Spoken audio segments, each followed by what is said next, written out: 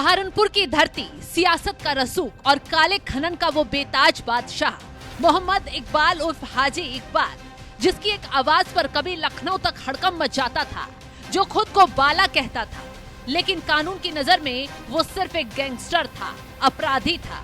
आज उस सल्तनत के परखच्चे उड़ चुके।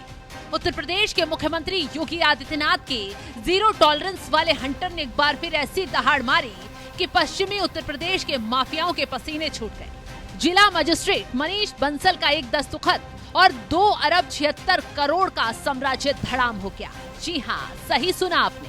हाजी मोहम्मद इकबाल उर्फ हाजी इकबाल उर्फ बाला, जिसने कभी बसपा के शासनकाल में जमीनों को पैरों तले रौंदा था, आज उसी की 56 संपत्तियां सरकारी ताले में कैद हो गई। ये सहारनपुर के इतिहास की सबसे बड़ी चोट है, एक ऐसी सर्जिकल स्ट्राइक जिसने अपराधियों की कमर तोड़ कर रख दी है। देखिए, ये आज गैंगस्टर एक्ट की धारा 14(1) के अंतर्गत एक आदेश दिया गया है, जिसमें मोहम्मद इकबाल उर्फ हाजी इकबाल उर्फ बाला, इनकी ऊपर लगभग 50 मुकदमे दर्ज हैं और इनके खिलाफ एक गैंगस्टर एक्ट के अंतर्गत 2022 में मुकदमा दर्ज हुआ था। उसके अंतर्गत कुछ प्रॉपर्टीज की कुर्कीकरण उस वक्त की गई थी, लेकिन काफी प्रॉपर्टीज जो हैं उनका और अनावरण हुआ, जो इनके स्वयं के नाम पे, इनके गैंग के अन्य सदस्यों के नाम पे और इनके परिवार के सदस्यों या शेल कंपनीज के नाम पर खरीदी गई थी। इनका आज धारा 14(1) गैंगस्टर एक्ट के अंतर्गत कुर्की का आदेश पारित किया गया है। ये लगभग 275 करोड़ 97 लाख रुपए की प्रॉपर्टीज हैं और इनका अलग अलग गांव में पूरा जो विवरण है, इन सभी प्रॉपर्टीज को कुर्क करके तहसीलदार बेहट को इसमें रिसीवर नियुक्त किया गया है। वो वहां पर जाकर इन प्रॉपर्टीज को अपने कब्जे में लेंगे और वहां पर बाकायदा मुनादी करते हुए इनकी कुर्की जारी करेंगे। देखिए, ये जो है ये पुलिस विवेचना का हिस्सा है।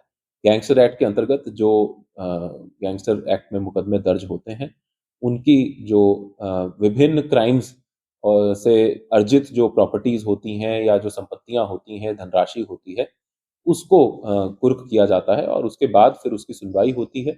और यदि संबंधित जो एक्यूज्ड हैं वो ये साबित करने में असमर्थ रहते हैं कि उनकी प्रॉपर्टी ये किस आदन से आई है और वो किसी उसका सोर्स दिखाने में असमर्थ रहते हैं, तो इसकी कुर्की को फाइनल करके माननीय न्यायालय को भेजा। शुरुआत होती है मिर्जापुर के उस छोटे से गांव से, जहां अब्दुल वहीद का बेटा मोहम्मद इकबाल उर्फ हाजी इकबाल उर्फ बाला अपनी किस्मत लिखने निकला था, लेकिन उसने कलम की जगह खनन और खौफ को चुना।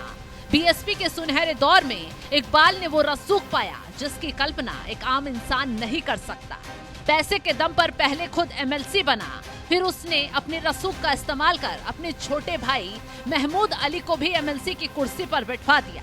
वो दौर ऐसा था जब बड़े बड़े मंत्री और रसूखदार अधिकारी इस माफिया के दरवाजे पर हाजिरी लगाने के लिए कतारों में खड़े रहते थे। लेकिन इस चमक धमक के पीछे छिपा था एक काला सच।